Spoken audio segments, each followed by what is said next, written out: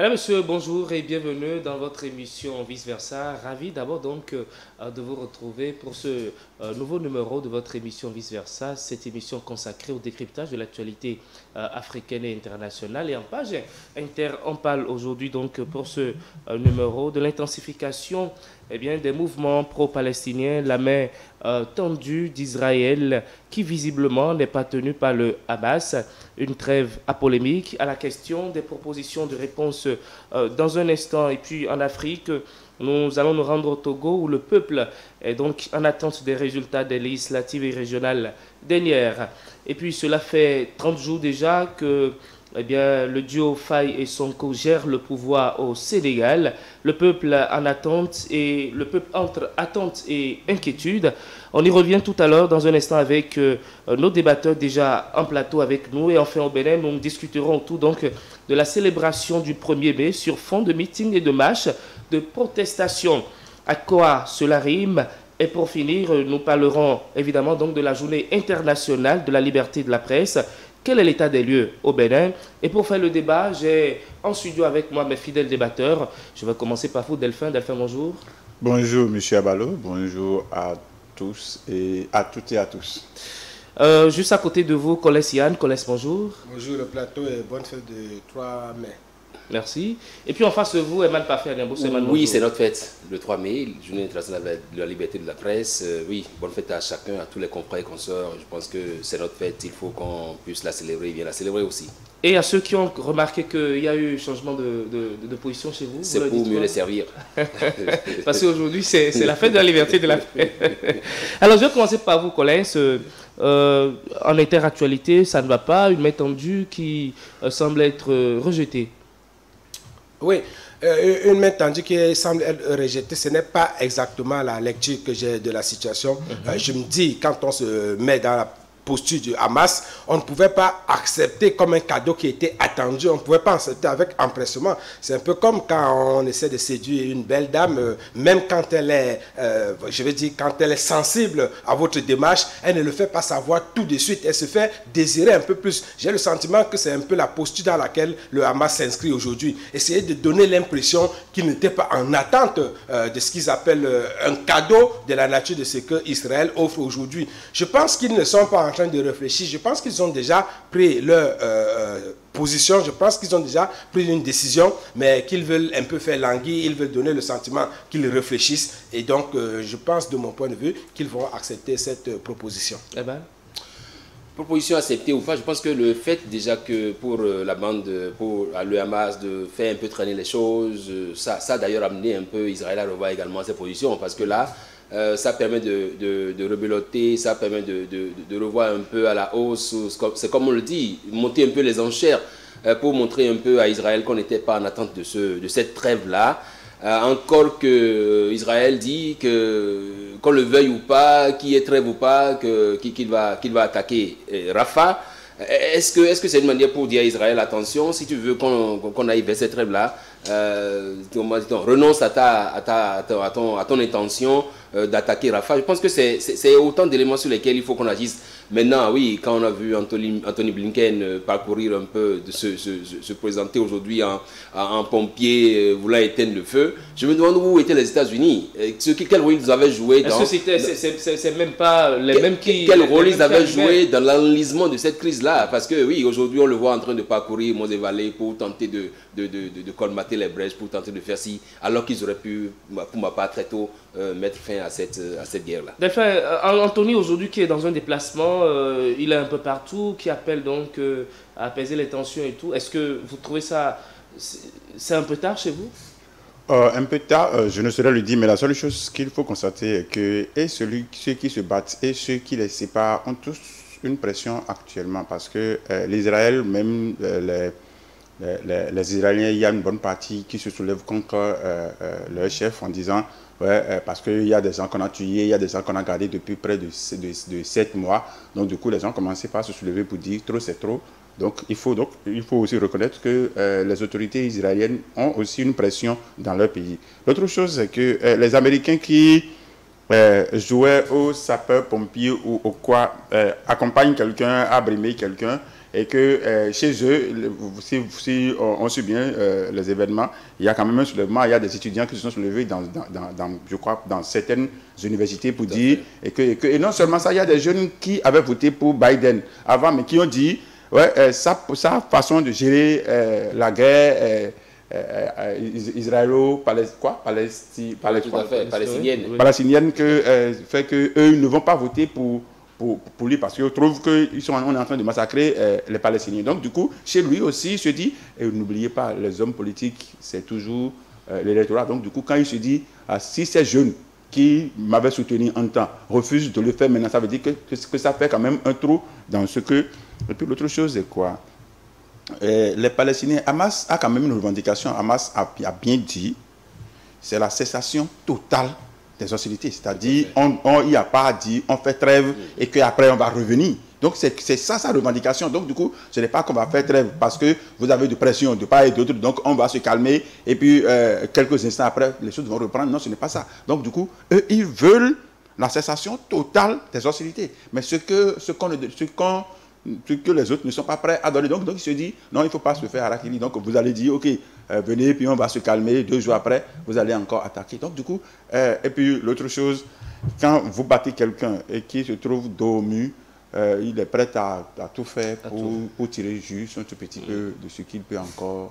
Alors, vous tentez de placer un mot. Ouais, le message qui nous vient aujourd'hui des universités américaines, canadiennes, françaises, australiennes, il est tellement fort que je ne peux pas manquer de me réjouir de ce que nous avons toujours dit ici sur ce plateau. Nous étions horrifiés par la façon dont la communauté internationale semblait regarder comme un complice ce qui se passait dans la bande de Gaza. Aujourd'hui, que ce message vient de ce qui constitue la relève de demain est en somme une victoire qu'on va célébrer en tant que telle. Une victoire d'autant plus éclatante qu'elle s'impose aujourd'hui à ce qu'on va appeler l'élite dirigeante, parce qu'on voit très bien comment ces mouvements estudiantins sont accueillis par les États, par les États-Unis d'Amérique, par les États en France. On essaye à tout prix de déloger parce qu'il ne faut pas s'attaquer au sacro-saint Israël. Mais non, on ne s'attaque pas à Israël. On s'attaque à 35 000 morts aujourd'hui dans la bande de Gaza. Et ces étudiants et tous les autres disent 35 000 morts, c'est assez.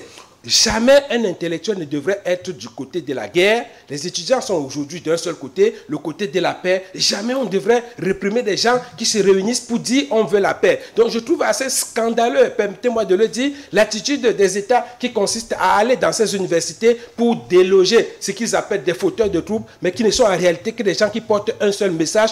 On veut la paix. Il faut que ce message-là soit entendu dans le monde parce qu'un Palestinien qui meurt, c'est un Palestinien de trop. Voilà.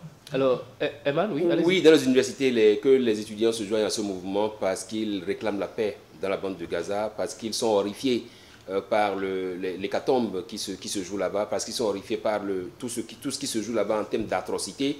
Je pense que c'est une bonne chose à encourager. Aujourd'hui, que Joe Biden en vienne à être obligé de sonner la fin, de rappeler un peu à l'ordre dans les universités, je pense que ce n'est pas de ça qu'on a besoin. On a besoin qu'il y ait une suite à ce que revendiquent ces étudiants-là, qu'il y ait une suite à ce que des gens avant les étudiants ont revendiqué. Ils ont marché devant les consulats, devant les ambassades pour dire attention, cette guerre, que ça s'arrête. Également, je rappelle également les parents des otages qui chaque jour que Dieu fait se disent attention, on a plus besoin de nos parents que de vous voir tuer des milliers de Palestiniens. Je pense que le message est assez clair à mon sens et il ne revient pas, c'est vrai, de dire on va à une trêve, laquelle trêve peut s'arrêter à tout moment, laquelle trêve n'est même pas suspensive de l'attaque de Rafah. Parce que Israël a été clair en disant qu'il y ait trêve ou pas trêve, qu'on aille à quoi que ce soit, on va attaquer Rafah. Si c'est le cas, alors pourquoi aller vers cette trêve-là? Je pense qu'il faut une fois pour de bon qu'on cesse de faire cette guerre-là et qu'on cesse de tuer impunément des enfants. Je crois Netanyahou est en train de jouer aussi sa survie au plan politique dans son pays, un chef d'état-major qui aurait démissionné là-bas et tout. Je pense que c'est des signaux quand même qui devraient donner à Israël le ton de ce que cette guerre-là, c'est la guerre de trop. Il faut qu'on arrête ça. Alors, une guerre de trop, oui, allez-y Delphin. Et il faut dire que le moment est bien choisi parce que, oui, Joe Biden est un tout petit peu en difficulté parce que pour aller aux élections et qu'une bonne partie se trouve en conflit avec lui, c'est que ça ne l'arrange pas. Mais n'oubliez pas que l'Union européenne aussi organise des élections actuellement pour l'Assemblée. Donc, du coup, vous allez constater que il y a ce mouvement en France, il y a ce mouvement en Italie, et que des gens prennent déjà position par rapport à ça. Donc, du coup, ceux qui sont candidats, si c'est que c'est l'État qui, c'est-à-dire les gens qui représentent, je vais dire l'État, oui, qui représentent le parti au pouvoir, c'est que on se dit aujourd'hui, si nous n'allons pas dans le sens de ceux qui se soulèvent, c'est que c'est ceux qui vont dans le sens de ceux qui se soulèvent qui vont profiter, de ça. Donc, ça veut dire que d'une manière ou d'une autre, ça va quand même donner un résultat parce que je suis sûr que c'est ça là qui a fait que Joe Biden va réfléchir un tout petit peu pour dire bon, qu'est-ce qu'il faut faire, parce que si aujourd'hui l'Israël accepte, fait même des propositions, c'est parce que l'autre lui a dit mon gars, ne fais pas pour que j'échoue, parce que je t'appuie. Parce qu'on l'a appuyé. Le Sénat a voté. C'est pas seulement qu'on l'a appuyé, il y a des analystes qui postulent que si les États-Unis cessent aujourd'hui d'appuyer Israël, la guerre va s'arrêter. Et donc, si la guerre continue dans la bande de Gaza, c'est parce que les États-Unis continuent d'appuyer Israël. C'est ça, Mahmoud Abbas, il a clairement dit l'autre fois que les seules personnes qui peuvent arrêter cette guerre, que ce sont les États-Unis. Donc, du coup, ce mouvement peut donner quelque chose, mais il faut aussi profiter de ça pour obtenir le maximum avant que les élections ne passent. Parce que si on est dans ce genre de guerre jusqu'à ce que les élections passent, c'est que l'intensité de la chose risque de prendre encore. Merci à chacun de vous en thème clair. Qu'on cesse avec cette guerre qui ne profite ni. Il faut qu'on finisse avec cette guerre et qu'on cesse de jouer aux pompiers après avoir été pyromane. Merci beaucoup, merci à chacun de vous. Et puis, direction à présent l'Afrique. Nous allons nous rendre au Togo directement. Je vais commencer par vous, Delphin. Il y a eu donc la semaine dernière les élections législatives et régionales dans le pays. Le peuple aujourd'hui attend des résultats. Oui, nous avons fait un souhait ici et je ne sais pas si c'est que ça a été entendu ou que ce sont les dieux techniques qui ont envoyé notre message vers le Togo et qu'on n'a pas... Non, mais il faut aussi rappeler qu'entre-temps, les Togolais nous suivent. Donc ça, il faut qu'on s'en félicite parce que on n'a pas entendu, on a tué ici, on a arrêté ici, on a battu ici, même s'il n'y a pratiquement jamais d'élection sans de pépins, c'est sûr qu'il y en aura. Mais pour cette fois-ci, on n'a pas entendu ça. Donc, que l'attente, quelle que soit la durée de l'attente, que l'attente soit vraiment patiente pour que les résultats arrivent et que le parti qui a gagné, qu'on a déclaré gagnant, soit le gagnant. Est-ce que c'est pas par là que les problèmes vont commencer? Oui, mais c'est pour ça qu'il faut aussi les inviter à dire qu'une fois que vous avez participé au combat, acceptez que les résultats soient donnés. Des fois, vous allez sur un combat de boss et vous allez dire c'est l'autre qui donne des coups, mais à la fin, les trois jurys donnent l'autre gagnant, on fait accolade, on continue. Donc, si vous voulez gagner et pour qu'on ne vous arrache pas votre victoire, battez KO. Et c'est quand vous allez faire KO, parce que en 72 ou en 72 au Cameroun, où l'élection que Paul Biya a gagnée en face d'un autre président, j'ai oublié le nom du président. J'ai oublié son nom. Mais ça n'est jamais arrivé. Paul Biya n'a jamais gagné l'élection en 72. Pour la petite histoire, il est arrivé au pouvoir en 82, pratiquement par nomination. Mais moi, j'étais pas encore né. Pour l'histoire, d'accord. Donc, c'est peut-être l'année, mais il y a une élection qu'on avait d'abord organisée, un peu comme les élections législatives, et que l'opposition a gagné. Mais comme on a compris que, parce que les résultats se donnent directement au bureau de vote, et le gagnant, c'est au bureau de vote, ce n'est pas après qu'on arrive à faire la compilation. Mais pour les élections présidentielles, on a changé et que depuis ce temps, plus personne n'a gagné les élections judiciaires. J'ai oublié le nom de son talendier. Donc c'est pour dire, si vous voulez gagner, c'est soit on change les règles de truc ou gagner KO. Quand vous gagnez KO, c'est que votre adversaire même sait que il est par terre. Donc tout le monde l'a vu par terre. Mais si ce n'est pas ça, et que c'est au point, et que c'est lui qui a les juges qui sont là. Alors, connaissez ce Français que gagner KO dont il parle, la chose est aussi faisable et ça pourrait aussi passer simplement comme ça. De mon point de vue, pour celui qui connaît l'histoire du Togo et de la sous-région, ce ne devrait pas être cela le débat. Je répondrai à la question, mais je voudrais justement prendre d'abord le temps qu'il faut pour féliciter la maturité de ce peuple togolais-là. Parce qu'on le disait ici sur ce plateau, et Delphin revenait sur la question, on a eu une élection qui s'est passée dans un climat, on va dire apaisé, dans un climat de maturité, dans un climat où les populations ont finalement compris qu'il faut être en vie pour continuer des combats, qu'il faut être en vie pour continuer d'espérer que les conditions de sa propre vie changent. Et donc, il faut savoir raison garder. Ça, là, cela a été le message fort que le peuple togolais a envoyé au reste de l'Afrique. Et malheureusement, si ça ne fait pas assez actualité, ça va me désoler de continuer de constater qu'on ne braque les projecteurs que sur un pays où les élections ont donné lieu à des massacres. Il faut continuer de parler et insister sur le fait que ces élections se sont passées dans un climat apaisé. Il faut continuer d'insister sur le fait que les résultats doivent se produire dans le même climat apaisé. Et il faut insister sur le fait que le peuple togolais, pour l'essentiel, pour le plus important, doit continuer à avancer, quelles que soient les conditions, dans un climat apaisé. C'est ce climat apaisé-là, c'est sur cela qu'il faut attirer l'attention, parce que, comme je l'ai dit, il faut être en vie pour continuer de réaliser ses rêves. Alors, Eman, on parle de climat apaisé, on parle de tout, même si le gagnant reste toujours le gagnant, on va se taire et puis le gagnant va toujours continuer à gagner. Bon, est-ce qu'il est utile ici de mettre la charrue devant les bœufs? Non, je ne pense pas. Il vaut mieux attendre que les résultats soient proclamés, parce que si le peuple togolais, les électeurs togolais ont montré cette maturité-là, ont voté dans la détente. Après les résultats, vous pensez que... Non, ce qui est certain, tout le monde salue aujourd'hui le fait que cette élection ou ces élections se soient déroulées dans un climat de paix. Et qu'il n'y ait pas eu de mouvement par-ci, mouvement par-là. On a empêché les gens de voter, même si à l'arrière-plan on dit oui, qu'il y a eu des représentants de candidats qui ont été sortis de bureau de vote et tout.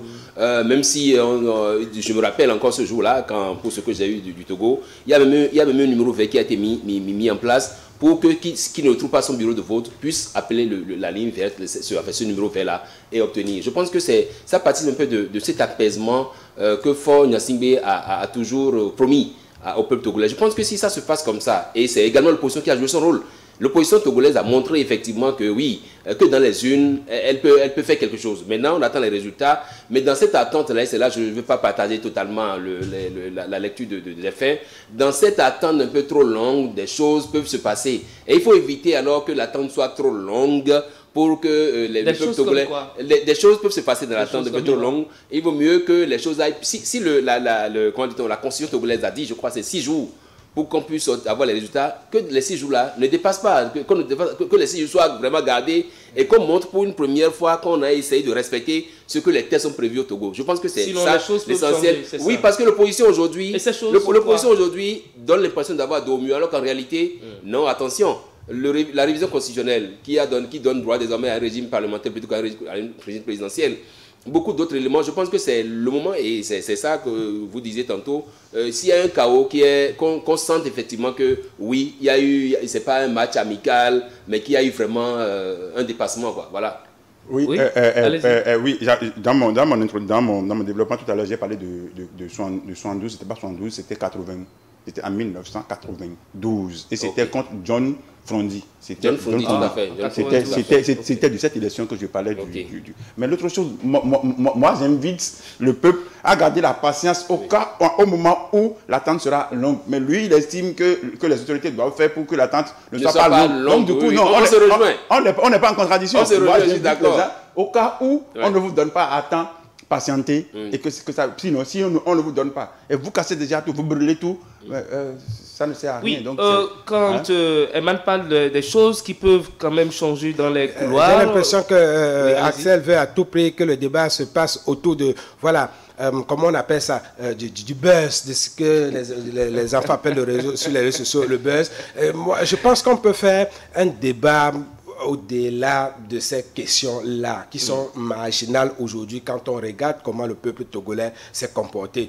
On peut aujourd'hui faire fi de, comment on va appeler, des petites révoltes ou plutôt des petits soulèvements qui, de mon point de vue, ne ressemblent pas à l'option, ça ne semble pas faire partie des options que le peuple togolais a retenues, ni avant les élections, ni pendant les élections, ni pendant la proclamation des résultats, ni après les résultats. Et je vais continuer d'accompagner plutôt cette posture-là, que plutôt d'être chaque fois sur des plateaux pour commenter les populations qui fuient avec les yeux, pour commenter les échauffourées, pour commenter les nombres de morts. Non, je suis pour une fois très satisfait, très à l'aise de parler d'une élection où on ne parle pas de bilan en termes de morts. Merci beaucoup, Kolès Yann. Je rappelle avec précision que les Togolais commentent déjà l'émission et surtout, ils apprécient beaucoup votre votre analyse. Mais là, nous allons quitter le Togo pour le Sénégal et je vais commencer également par vous. Sonko et puis Faye, enfin, le duo Faye et Sonko, voilà, ils ont eu, ça fait 30 jours qu'ils ont pris le pouvoir, la gérance de ce pouvoir,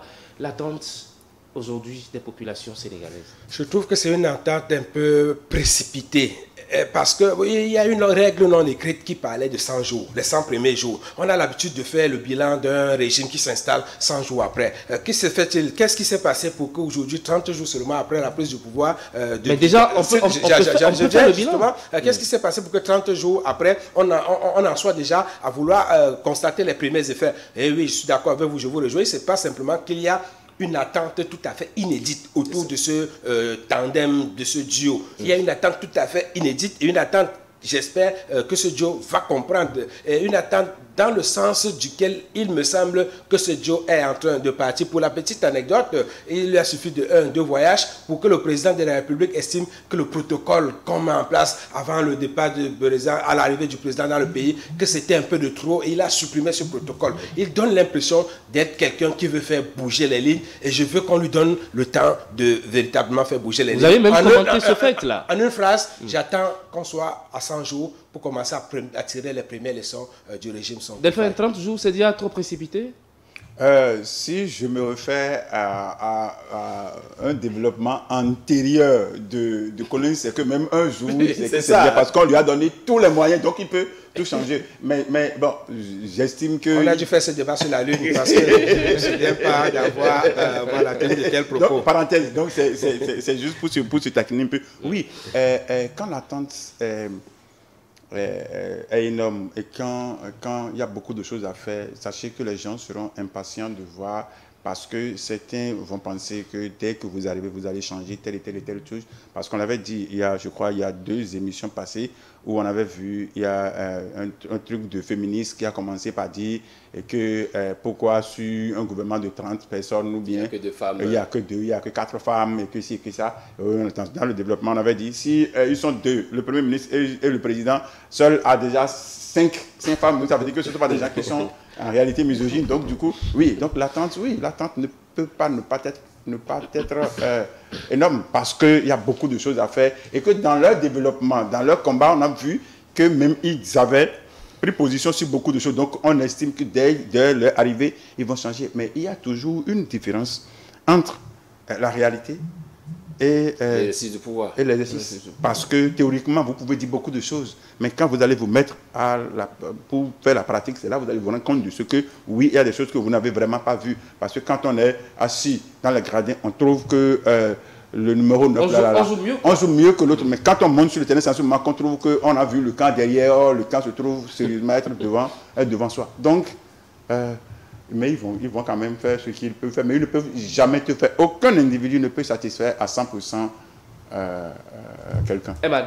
Je pense que nous parlons ici d'un peuple sénégalais. Un peuple sénégalais qui est resté un peu sous le régime, qui a vécu le régime Macky Sall et qui a vu un peu ce que Macky Sall a pu être en mesure de faire pour lui, ce peuple sénégalais.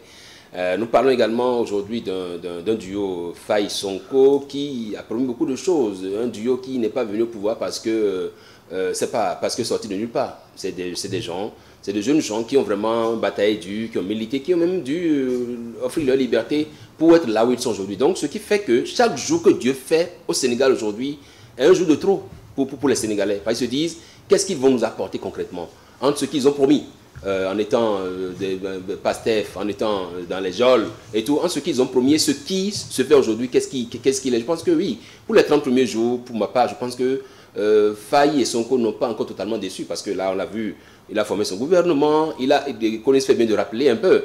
C'est vrai que sous un autre régime ici, on a vu quand le chef d'État revenait d'une descente, il devait être accueilli par des femmes avec foulard vert jaune rouge sur la tête et on l'accueillait avec tout ce qu'il y avait. Et n'oubliez pas que derrière ce topo-là, il y avait également des bisbis que les femmes prenaient chaque fois qu'ils revenaient. Vous parlez de quel ancien chef d'État? Non, un régime présidentiel au Bénin ici, sous lequel, quand le chef d'État revenait de chaque voyage ou quand il devait repartir, c'était des femmes qui venaient avec des minibus et tout. Et qui dansaient. Et qui, Suzuki, Yamaha, et qui dansaient et tout. Donc, les gens qui viennent de l'Ouïda sont souvent courageux. Faye a dit, cette filière-là, je ne la veux pas. Arrêtez-moi ça, je reviens du voyage, je viens comme je suis parti, et puis voilà. Et il va à son cabinet de travail. Je pense que ça montre quand même qu'il y a une volonté de rupture, une volonté pour lui de rompre avec ce qui se faisait par le passé. Si c'est le cas, je pense que pour ma part, ils n'ont pas encore déçu, il y a des ajustements à faire. Et même par rapport au foncier, on a appris qu'il a fait une sortie, il a fait des mises au point parce qu'il a compris que dans le foncier également, il y a eu des points d'ombre et tout. Donc je pense que très jeune, au début on avait douté, mais tel qu'il est en train de poser les pas, on sent qu'il est vraiment bien coaché et qu'il est conseillé par ce qu'il faut. Maintenant, bon, si notre coaching aussi va avec, bon voilà, qu'il nous décène un satisfait aussi. Je suis pleinement d'accord avec vous. Oui, c'est ça. Oui. Votre expérience et tout ça. Voilà, Colis peut bien aller servir au Sénégal. Justement, s'il nous écoute, je voulais dire, si je peux me permettre, de copier un peu Talon dans ses premiers jours avec ce qu'on a décrié, la normocommunication, mais qui consistait en effet à oublier les caméras pour se concentrer sur les dossiers urgents de la nation. Donc si j'avais un conseil à lui donner, ce serait de lui dire d'oublier un peu ce que l'opinion publique pense tout de suite et maintenant, mais de se comporter comme quelqu'un qui est en train de faire la fondation d'un mandat qui sera très haut. Et donc, quand on fait une fondation, on est concentré sur ce qu'on a fait plutôt que d'être concentré sur ce qu'on a servi à la presse. Je rappelle que pour montrer qu'on travaille. Nous avons la télévision, IFA Télévision a une cote très importante actuellement au Sénégal et les gens nous suivent très bien. Je pense que... Et mieux, l'expérience de la gestion de pouvoir en Afrique a montré que c'est aux premières heures de la gestion de pouvoir qu'on prend les décisions les plus dures. Oui. Et donc, il vaut mieux prendre les décisions les plus dures maintenant, quitte à ce que les gens s'habituent, plutôt que de faire maintenant le 12 agneaux, on est là et puis on caresse les gens. Il vaut mieux qu'il aille très tôt, très vite maintenant. Et là, ça donne déjà le ton de ce qu'il est. Il a commencé, mais il faut qu'il monte un peu la barre, la fondation soit bien faite, voilà, bien réalisée. Allez-y. Je disais que je voulais profiter de sa chute, mais bon, Collins a pris une bonne partie de ce que je voulais dire. Mais n'empêche, je voulais juste dire que les autorités actuelles, les autorités sénégalaises actuelles, n'ont qu'à prendre l'exemple sur ce qui se passe au Bénin. Mais la seule chose qu'ils ont à corriger, c'est qu'en coupant tout, mais qu'ils ne coupent pas la communication parce que le simple fait d'empêcher les femmes qui viennent dire Ouaba, parce qu'il y a quand même quelque chose qu'on leur donne. Et dès qu'on les coupe, c'est que ça fait déjà des... Il faut que les gens apprennent à travailler. Ça fait déjà des mécontents. Plutôt que d'aller dire Ouaba, les marches de remerciement, les marches de soutien qui se faisaient avant nourrissaient beaucoup de personnes. Donc quand le président... C'était une mauvaise manière de nourrir beaucoup de personnes. A coupé cette mauvaise manière de nourrir qu'on a pas donné du poisson. Laissez-moi finir.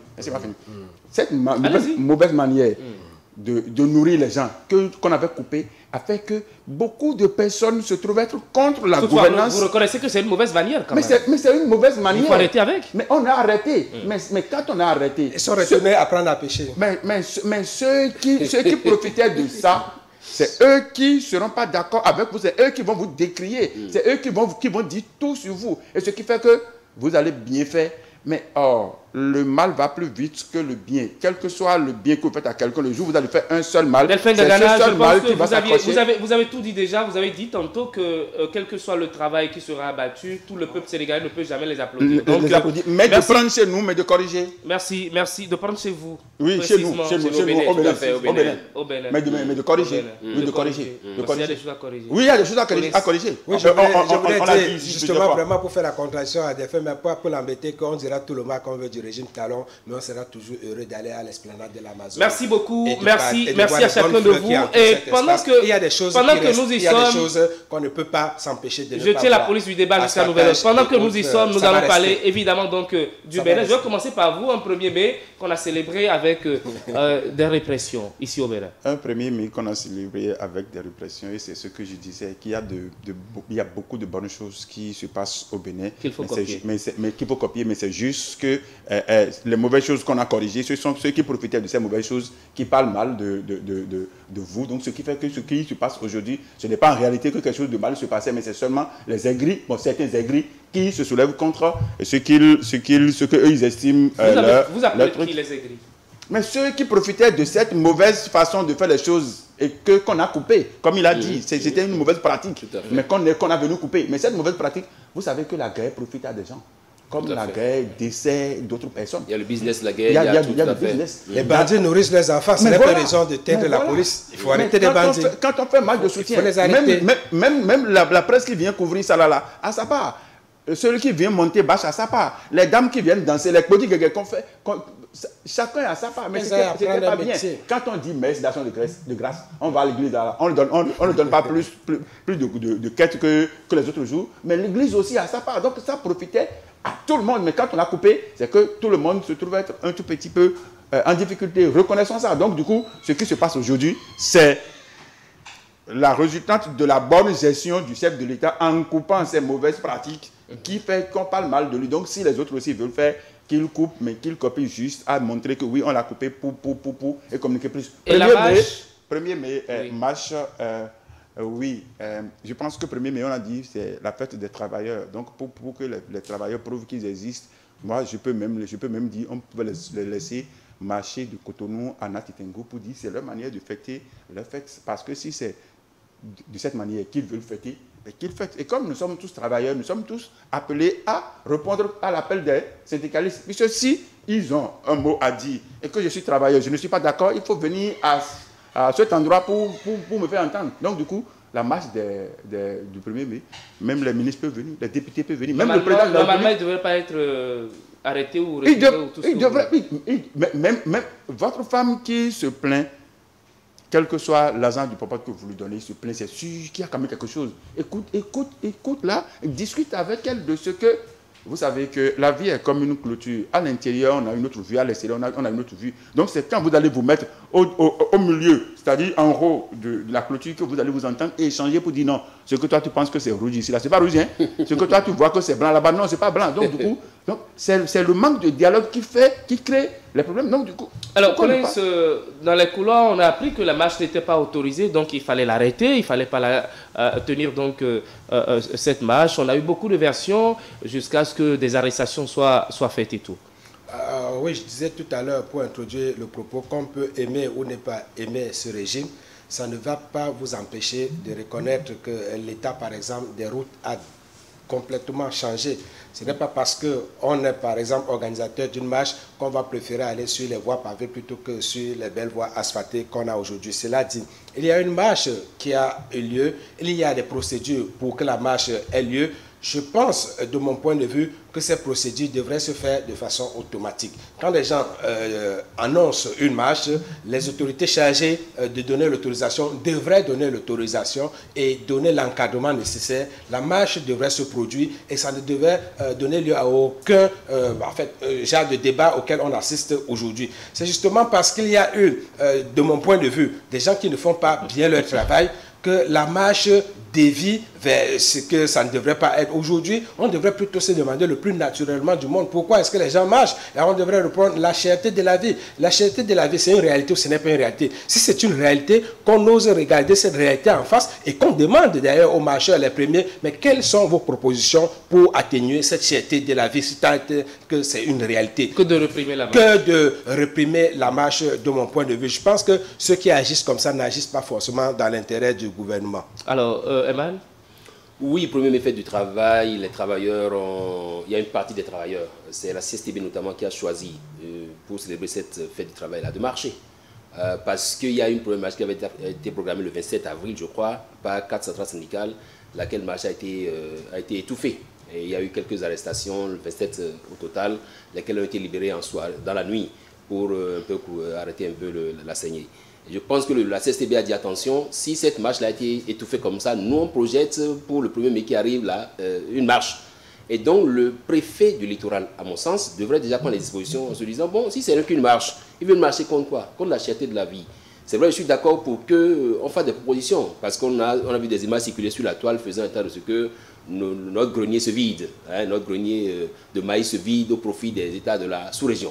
Alors, qu'est-ce qu'on prend comme disposition, comme mesure particulière pour arrêter ce transbordement-là de notre grenier vers les pays de la sous-région? Parce que, à force de voir les greniers partir, le grenier se vider au profit de l'autre, c'est nous qui avons fait. Donc, oui, pour la marche du 1er mai, ça a été de la CSTB, il faut préciser, puisque les autres centrales ont choisi de faire un meeting, lesquelles images d'ailleurs passent dans le background. Oui, pour la marche du 1er mai, il y a eu 112 arrestations, dont 20 qui ont été libérées. Les 52 verront leur sort décidé par le juge, parce qu'ils sont présentés devant le procureur. Bon, je pense qu'il faut ramener un peu la balle à terre. Il faut arrêter que le Bénin, alors qu'on célèbre un peu des réalisations dans le pays, qu'on célèbre un peu les réformes dans le pays, il faut que certains cadres de ce pays arrêtent de donner une mauvaise image du Bénin. Ils ont voulu réclamer quelque chose, on les aide dans leur marche, ils marchent et puis ils disent ce qu'ils ont à dire, quitte à voir après comment on censure l'information, comment on essaie de gérer ça. On n'est pas tenu de réprimander, d'arrêter les gens, de faire ci, parce que justement, aussitôt le 27 là, aussitôt, quand il y a eu des arrestations, j'ai vu une bande défiler sur une chaîne internationale. Mais la marche du Bénin a été réprimée, des arrestations et tout. C'est pas bon, alors que le Bénin aujourd'hui montre une image d'un pays démocratique. Alors, oui, vous avez rapidement, quelques secondes, parce qu'on a un gros sujet. Oui, non, c'est toujours ça, parce que moi je dis c'est s'opposer à la marche qui fait même... qui donne de l'ampleur à la marche. Mais accepter la marche, accompagner la marche et même participer à la marche, même si ça devrait donner de l'ampleur, ce ne serait pas de l'ampleur négative. C'est-à-dire, si on les avait laissés marcher, c'est là on va dire la démocratie en marche, la liberté d'expression, que tout va bien. Et donc, merci. Et parlant justement donc de la liberté d'expression, nous allons aborder donc le gros sujet donc du jour, parce que nous sommes 3 mai aujourd'hui. C'est la journée des journalistes, c'est la journée de la liberté de la presse, c'est la journée donc de la presse commerciale. État des lieux.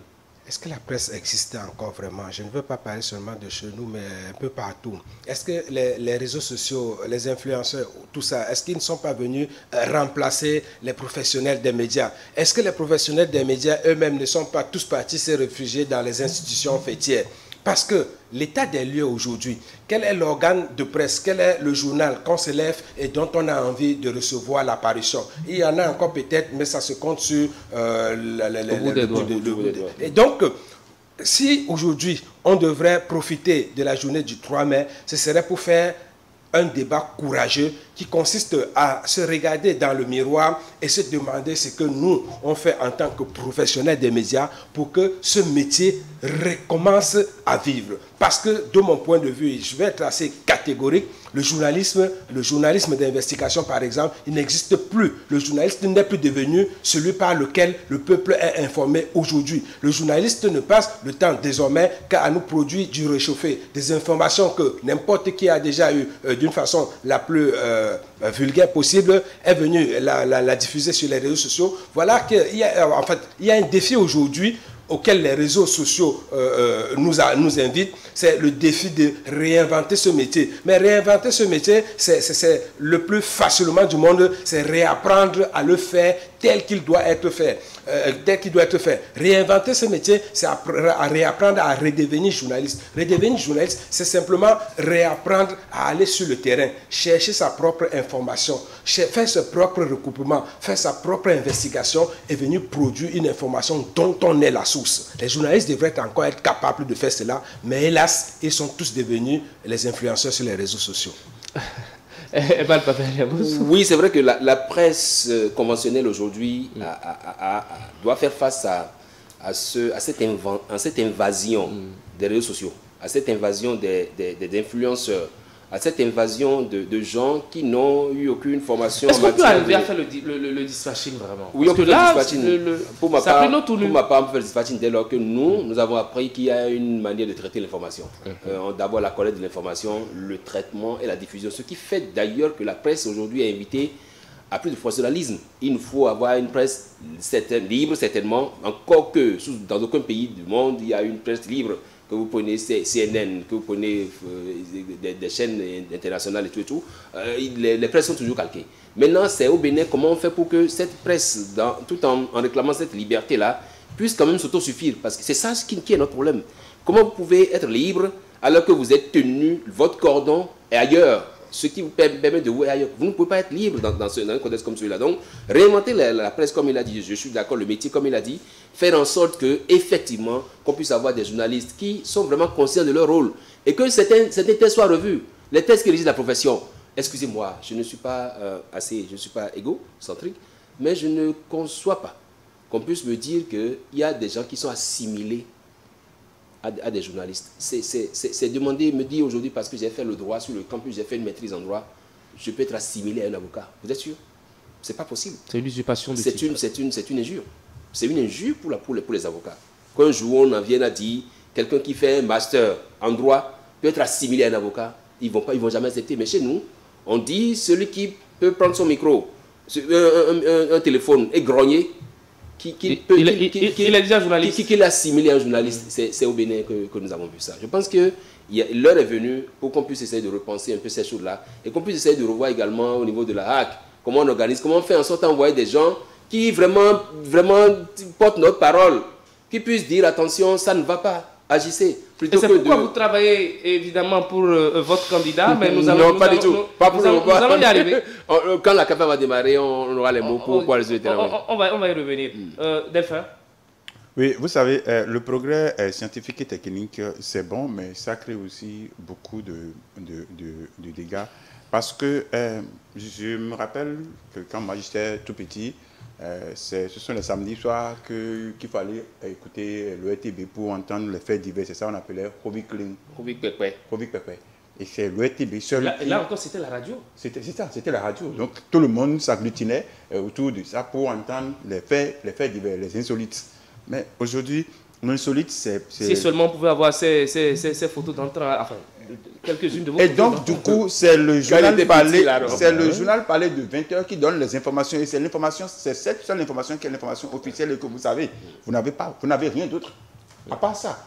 Et puis après, la télévision, on a commencé. Donc, du coup, mais ça a commencé par évoluer. Aujourd'hui, tout le monde à la radio avec toi. Tout le monde à la télévision avec toi. Donc, du coup, des gens qui normalement ne devraient pas passer des informations, passent des informations. Donc, du coup, on a commencé par mélanger le vrai chasseur avec le faux chasseur. Donc, du coup, du coup, ils ont pollué et sali complètement, même la COP. Parce qu'il y a des informations. Quand le journaliste prend une information, lui, il se dit, comme je suis de la profession, il faut vérifier la source et être sûr que ce que je veux mettre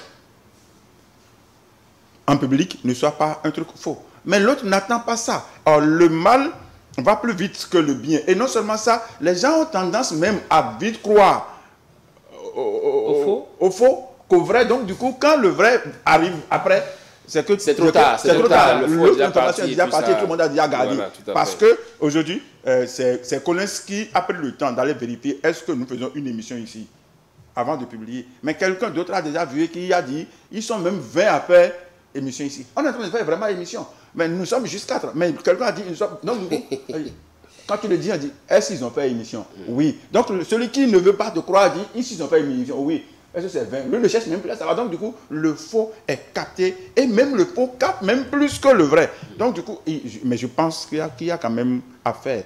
Parce que si on arrive à encadrer, parce que même sur les réseaux sociaux, on peut encadrer. Il y a des pays où, par exemple, aux États-Unis, quand eux, ils veulent, bon ça c'est entre parenthèses, je ne sais pas si c'est qu'ils veulent arracher TikTok ou je ne sais pas, mais ils ont quand même coupé TikTok, ils ont dit, bon, ok, on ne veut plus. Il y a des heures. Il y a des heures où vous ne pouvez pas avoir. Voilà. Je ne suis jamais allé en Chine, mais bon, on m'a quand même dit qu'il y a une zone où, si tu veux avoir Facebook, il faut aller dans cette zone, mais tu ne peux pas avoir Facebook un peu partout. Donc, si tu es dans cette zone, on a le temps de savoir tout ce que vous faites. Donc, du coup, on peut aussi encadrer, on peut aussi sélectionner les trucs. Parce qu'aujourd'hui, on a laissé TikTok et que même nos petits-enfants, mon garçon de moins de 3 mois me dit, non, de 4 ans de moins, me dit, je suis en train de regarder TikTok. Tu regardes TikTok. Merci à chacun de vous. Merci. Je pense que les responsables de la presse au Bénin, ils vont y penser. Vos conseils ne sont pas tombés dans les oreilles de sourds. C'est tellement les têtes pensantes donc, de la presse béninoise vont y vraiment penser. Surtout le dispatching entre le journaliste et les influenceurs. C'est très important. Nous allons donc faire un tour à la régie et revenir. Ça va être la deuxième étape de cette émission.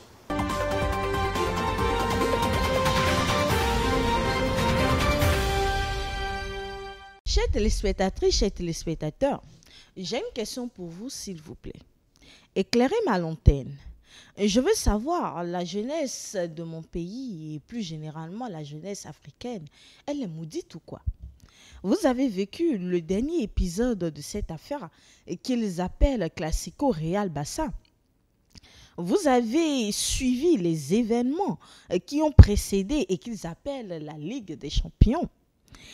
À ces occasions, avez-vous, comme moi, été témoin du niveau d'abrutissement de notre jeunesse? ce fainéantisme qu'ils appellent fanatisme. Je ne vous parle plus là seulement d'une jeunesse faite essentiellement de ratés. Notre jeunesse s'est muée en génération tarée. Et ne me dites pas que je suis seule à faire le constat. Et je suis convaincue que plusieurs personnes parmi vous ont eux aussi assisté effarés à ces inédits et inouïs concerts de Classon et autres scènes de jeunesse en lice par endroits dans la ville.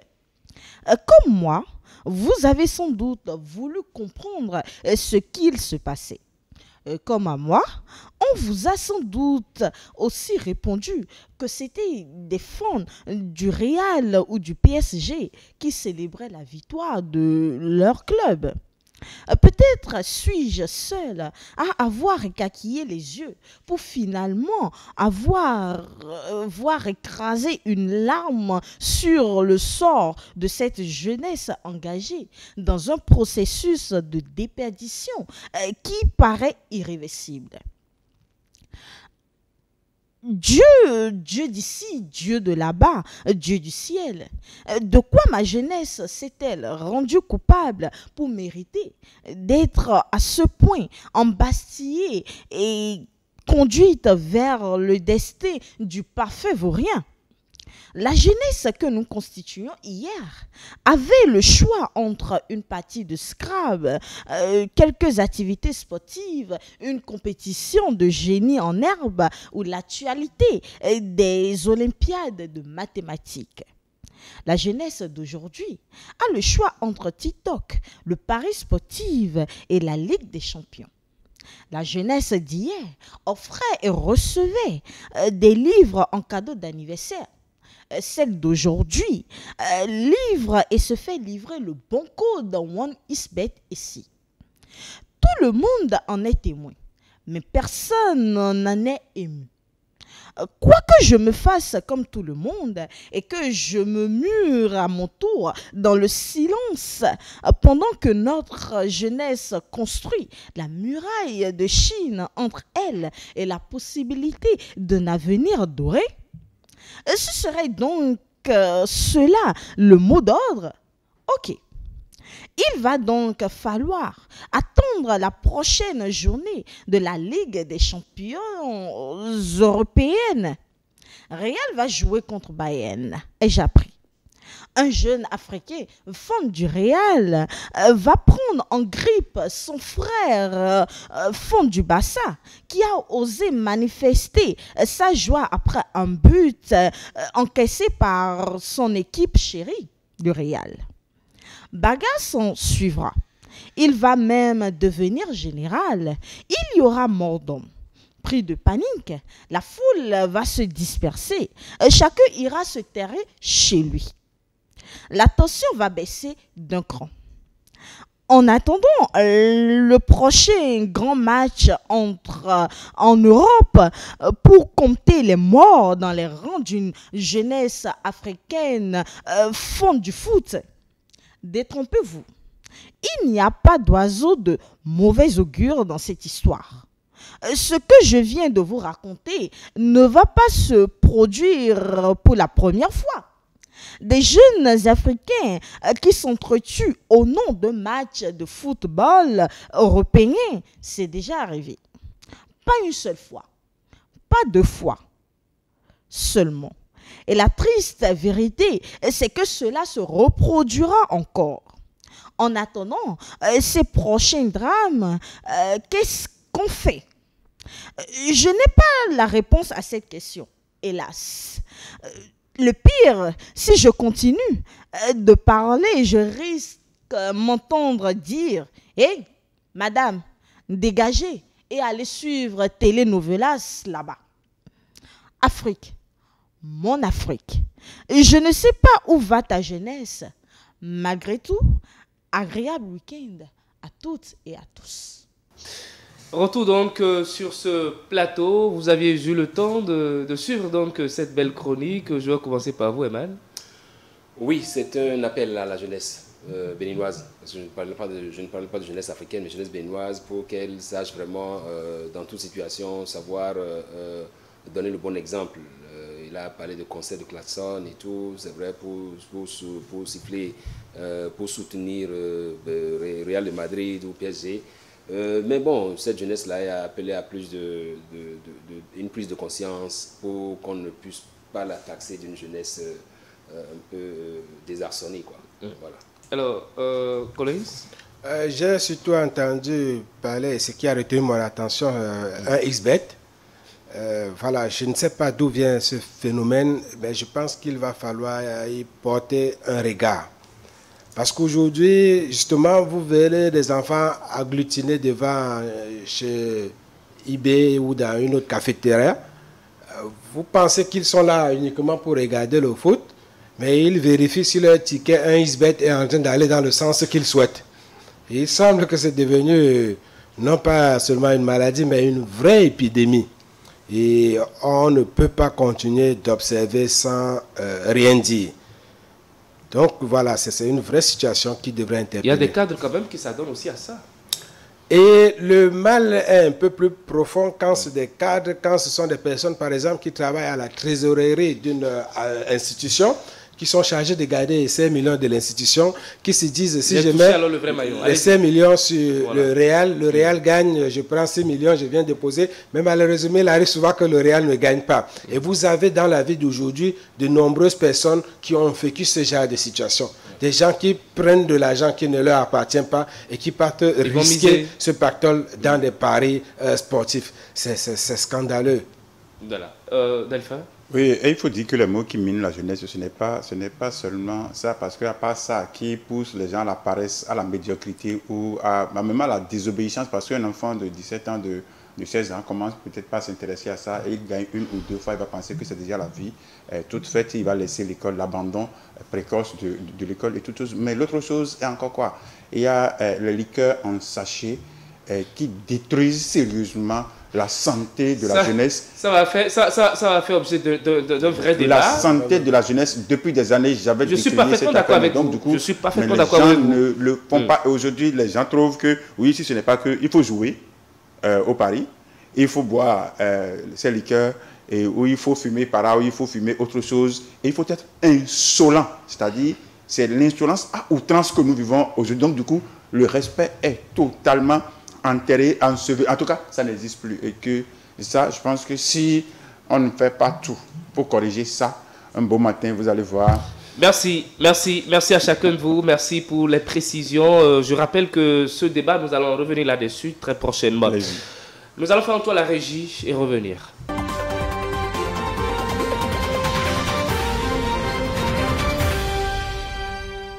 Dernière rubrique donc de cette émission, la distribution des cartons. Nous irons très rapidement parce que là il est là. Je vais commencer par vous, Delphin Gagala. Je ne prendrai pas les cartons avant de commencer par les donner. Carton rouge, je donne carton rouge aux cadres qui souffrent le chaud et le froid parce que tantôt on les maltraite, tantôt ils sont des maltraités, tantôt on les adoube parce qu'on avait vu dans ce pays, les syndicalistes ont été traités de tout, ont été gazés. Il y a même à un moment donné, on a pris leur sang comme du sang de mouton.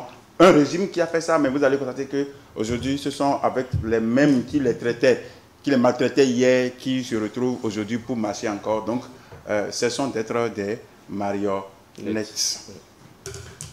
Carton jaune, je continue toujours de parler du Togo, je leur avais donné carton jaune la fois dernière, je continue encore de leur donner carton jaune. Vous avez commencé par faire quelque chose de bon et que tout le monde apprécie. C'est vrai que, comme je l'ai dit, si vous faites et qu'il y a un seul qui est mauvais dans ça, on va salir tout le reste. Donc faites tout pour que sur la ligne, que tout soit bon pour qu'on puisse dire, ah oui, ils ont fait, même si vous nous copiez et qu'aujourd'hui on a un peu de difficultés, ne regardez pas notre difficulté pour dire, bon, ok, on ne va pas le dépasser. Non, dépassez-nous en matière de ça pour qu'on puisse dire, ok, l'élève a dépassé son maître et que le maître aussi va faire des recherches pour corriger son niveau. Carton blanc, bon, il est vrai, on n'a pas parlé de lui, mais comme c'est de lui que l'on parle le plus souvent, au président Talon, pour tout ce qu'il fait de beau dans ce pays, c'est-à-dire la facilité qu'il nous offre à avoir nos pièces d'état civil. la facilité qu'il nous donne à avoir le casier judiciaire qui a fait que des gens ont perdu des occasions, qui a fait que des gens ont perdu leur vie. Aujourd'hui, vous êtes sur votre douche, vous pouvez avoir ces pièces. Aujourd'hui, vous avez la facilité de payer la facture de la SPE sans quitter chez vous et de l'eau sans quitter chez vous. Je pense que même si le caca du lézard n'est toujours jamais uniforme, il y aura toujours quand même quelque chose à côté, mais il faut quand même reconnaître qu'il y a quelque chose de très beau, très merveilleux qui se passe dans ce pays. Ce sont des faits qui vous ont certainement marqué. Allez-y, un carton rouge interpellatif on va appeler ce qu'on appelait hier les caïmans de la presse. Je veux qu'ils se servent de la journée du 3 mai pour s'interroger sur l'héritage qu'ils ont laissé à la presse aujourd'hui, notamment sur ce phénomène que je ne vais jamais cesser de décrire, qui consiste pour les professionnels des médias à laisser leur profession pour aller animer les institutions fêtières. Aujourd'hui, être professionnel des médias, c'est tout faire pour être prochain représentant des médias à la HAC, plutôt que de penser à la profession. Donc, je voudrais interpeller tous les leaders, tous ceux qui ont fait la presse. Qu'est-ce qu'on fait pour qu'aujourd'hui, les journalistes redeviennent les principales sources pour informer les populations de façon professionnelle? C'est ma question. Deuxième carton jaune. Carton jaune, je voudrais l'adresser à ceux qui organisent les conditions d'autorisation d'une marche. Je pense que si le travail avait été bien fait, les marches se seraient déroulées normalement et aujourd'hui on serait en train de faire le débat plutôt sur les raisons pour lesquelles le prix du maïs a augmenté. Et toutes les populations auront compris qu'au Bénin, on a produit plus de maïs en 2024 qu'en 2023, mais que simplement les producteurs, nos paysans préfèrent vendre leur maïs à l'extérieur pour gagner un peu plus d'argent. Mais on ne laisse pas faire ce débat parce qu'on ne sait pas faire son travail. Donc, carton jaune à ceux qui sont censés organiser les marches là. Et dernier carton, on parlait tantôt de notre jeunesse, carton blanc à une certaine jeunesse, à la jeunesse universitaire, j'ai envie de dire mondiale, plus précisément à la jeunesse universitaire aux États-Unis, à la jeunesse universitaire à la Sorbonne. Voilà des jeunes qui ont pris leurs responsabilités, qui osent aujourd'hui, au risque de tout ce que cela peut coûter, prendre la parole pour dire qu'il faut que la guerre cesse en Palestine. On peut accorder à ce mouvement la réponse qu'on veut, mais je voudrais saluer le courage de cette jeunesse parce qu'un intellectuel digne du nom, entre la guerre et la paix, il aura toujours à choisir le camp de la paix, le camp qu'a choisi cette jeunesse, carton blanc à elle. D'accord. Je commence par le carton blanc parce que je vais appuyer ce que Collins a dit. Carton blanc à cette jeunesse étudiantine, à cette jeunesse des universités, qu'elle soit aux États-Unis, en France ou en Europe en gros, qui se lève pour dire que cessent les exactions, que cesse la guerre dans la bande de Gaza. Cette jeunesse qui aujourd'hui a besoin qu'on lui donne une réponse concrète et qui fait cette manifestation dans la paix, qui dit attention, nous voulons manifester notre mécontentement face à ce qui se passe là-bas. Voilà. Et donc, rouge à ces dirigeants qui pensent qui au lieu de donner une réponse claire à la jeunesse estudiantine, pensent qu'il faut les rappeler à l'ordre, il faut agir alors qu'on a besoin d'une réponse concrète dans la bande de Gaza, qui est cessation de ce qui se passe actuellement dans cette bande de Gaza-là, et qu'on évite, qu'on arrête de tuer des innocents, alors qu'il y a des otages qui sont là, dont on peut négocier la libération et tout, et que cesse finalement cette guerre-là. Parce que, je vous dis encore, ceux qui alimentent le Hamas, on les connaît. Il suffit qu'on le dise désormais, n'alimentez plus le Hamas, et le Hamas aussi va se retrouver. Un peu comme ceux qui alimentent aujourd'hui l'Israël, si on leur dit d'arrêter, ils vont arrêter. Ils savent tout ce qu'ils font. Je pense que on joue un peu sur notre intelligence. Carton jaune à qui? Carton jaune aux institutions qui ont organisé les élections au Togo. Pour le dire, on vous regarde, on vous observe, proclamer les résultats, faites en sorte que le Togo continue de rester jusqu'à présent le Togo de paix, le Togo pacifique, le Togo pacifiste, et qu'on ne proclame pas des résultats qui après créent des situations dans le pays. Je prends carton jaune à la CENI, je crois, qui organise les élections au Togo, carton jaune à toutes les institutions, que ce soit la Cour constitutionnelle, le Conseil constitutionnel, la Cour constitutionnelle, tout, pour qu'on puisse vraiment avoir des résultats qui sont vraiment sortis des urnes. Merci beaucoup. Merci à chacun de vous, merci à toute l'équipe de réalisation, merci à tous les techniciens, merci à tous ceux-là qui sont restés en amont pour que l'émission soit donc une réussite aujourd'hui. C'est la fin donc de ce numéro de votre émission Vice Versa que j'ai eu le plaisir de vous présenter. On se retrouve la semaine prochaine, plaise au ciel. À très vite.